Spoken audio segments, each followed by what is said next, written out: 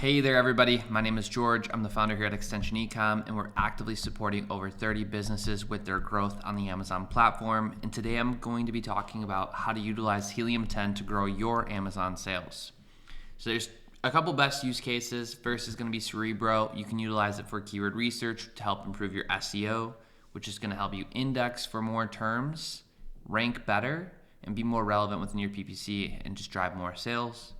From a PPC standpoint, you can make sure you're targeting any and all shoppers that are searching for relevant terms, and you can be more targeted with your strategy because you can segment the keyword data out before you launch campaigns. Next up, we'll have X-Ray, and X-Ray can help you through product and market research to help you launch new variations, new products, and also drive more competitive and profitable pricing on the platform. So let's jump into how we would go about doing all the above for your Amazon business. So we'll start off with the basics, which is going to be Helium 10 Cerebro. And within Cerebro, you really want to be inputting the maximum quantity of ASINs. So you can input up to 10 ASINs to understand any and all terms that are being searched related to your product.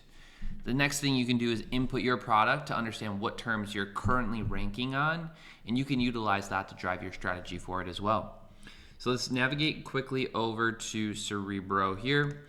So within Helium 10, if you click Tools and go to Cerebro, you will be within the Keyword Research tool. Now, directly in that Keyword Research tool, you can input up to 10 ASINs. So how I went about grabbing these ASINs is I went to Amazon, I searched for allulose, and I just went and grabbed all of the top organic ranked products. I clicked them out, and I snagged them, and I put them into here. Now that we've done that, we can click this Get Keywords button, and what Helium 10 will do is it'll pull all of the search volume data related to those ASINs and output it here. So we can see it identified 6,302 terms that we can go through and then utilize for our SEO and PPC. Now they do provide some filters as well. If you want only terms that are generating search volume, you can do a minimum of 1. I actually do recommend this. It's nice to avoid those terms that historically might have been searched but haven't been searched in a while. The next thing that I find helpful is going to be specific phrases. If we only wanted to have shoppers looking for the word allulose, we could actually say, hey, we just want allulose phrases. Let's go ahead and just apply this. We're going to go from 6,302 down to 163. So that really refines your search quite a bit. Next up is you could say, hey, we do have, that's the search volume filter. Hey, we do have 6,302 keywords here. That's quite a bit. Maybe there's a bunch of just random irrelevant stuff. We could go ahead and filter and, hey, we want at least 3 competitors to be ranking for this. Okay, that drops it to 2,700, just further driving relevancy, right? So for now, I'm going to do it with actually no filters, and we'll just export this to see what the data looks like and chat through it. So we'll open up this Excel sheet here. Okay, that was the wrong button, my bad. So we'll open up this Excel sheet here once it populates. And I want to go through a couple of different things. So the first thing is going to be when I have a sheet like this with 10 competitors, typically I'm just going to look at the search volume and nothing else. However, if I were to pull just my ASIN, I would include the organic rank. But for the sake of time, we're just going to look at competitor search volume. So Helium 10 is going to output it in terms of what it thinks is relevant. So you can see here that it does have some relevancy factored in. So if you wanted to just go down the line from a relevant standpoint, you could start here. If you wanted to go high search volume, you could filter it. Really, the world is yours. And then quickly here, in terms of what we can do with this data, is we can go ahead and I'll just pull 5 terms for the sake of time. But allulose, we can say 100% allulose sweetener pure. We can grab a Spanish keyword, 100% allulose sweeteners, organic allulose, non-GMO, powdered, we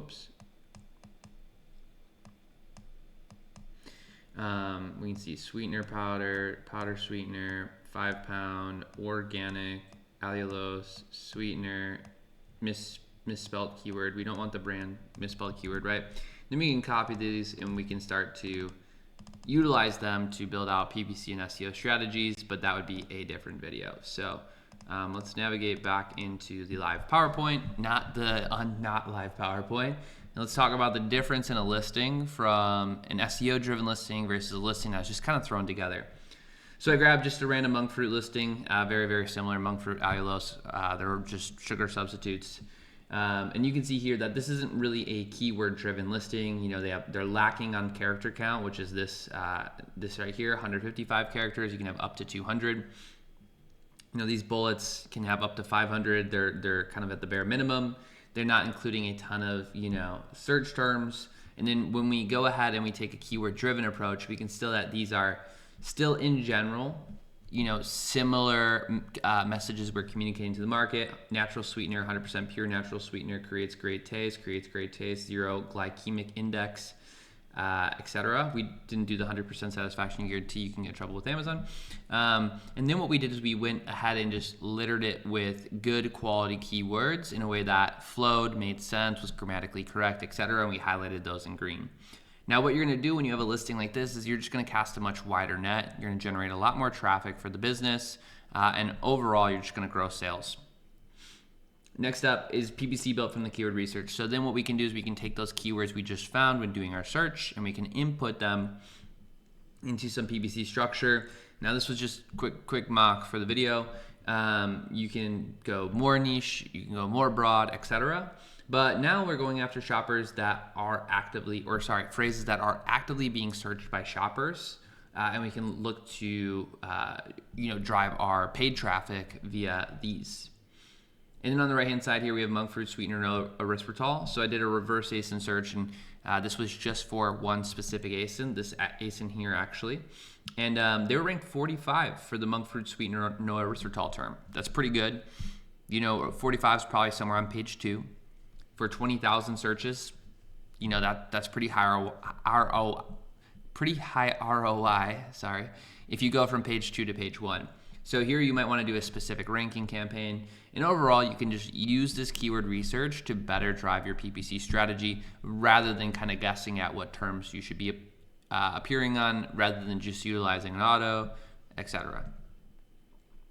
So next up, we're gonna have Helium 10 X-ray, and here you can utilize it for market research to identify variations of your product to sell, to analyze niches on Amazon you could potentially launch in, and to analyze market pricing to be more competitive or more profitable. So typically you use this as a Google Chrome extension, and then you would do a search, such as allulose, and on that search you can pull the data. So now we'll switch over to Helium 10. Whoops, let me get rid of that search there. We'll go ahead and click X-ray. And here you can see it's going to spit out a ton of data related to the products that are being searched, or are appearing on the search results. So here's all your data. Now, typically I'm going to narrow this down again. We're going to want price. Let me just go ahead and click these out so we can see it a little bit better.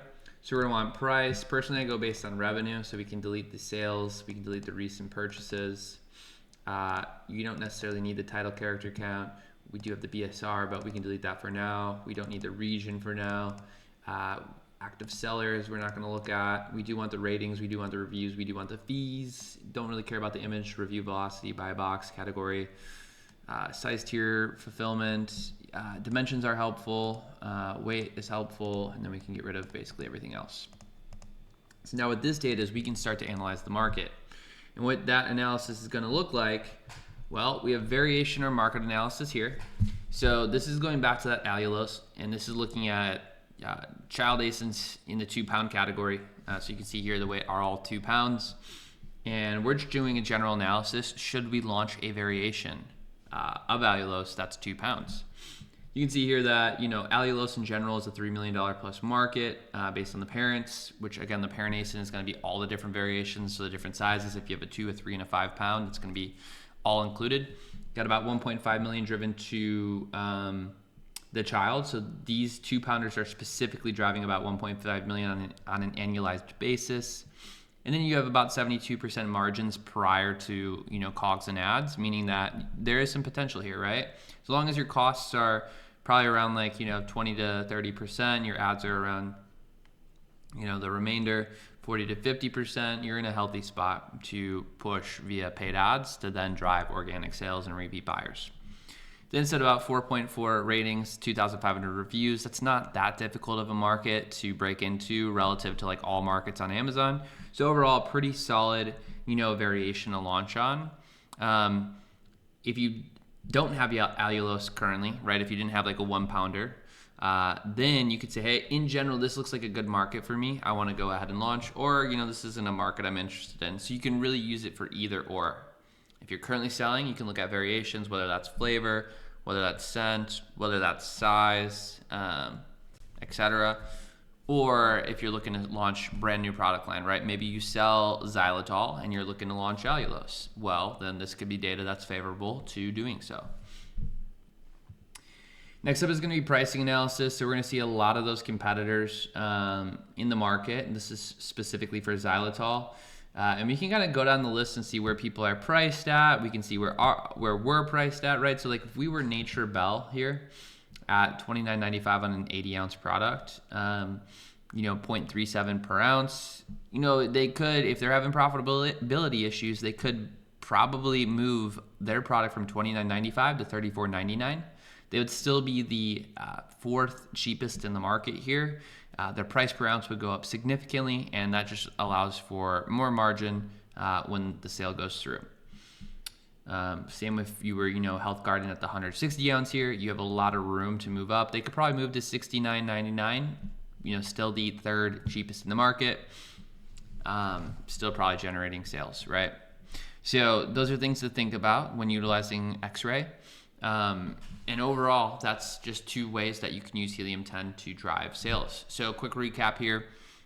You can utilize Cerebro to make a more keyword-rich listing that will cast a wider net and drive more sales for the business. And you can also use it for PPC to make sure you're targeting shoppers that are active in the market rather than keywords that might have died off years ago.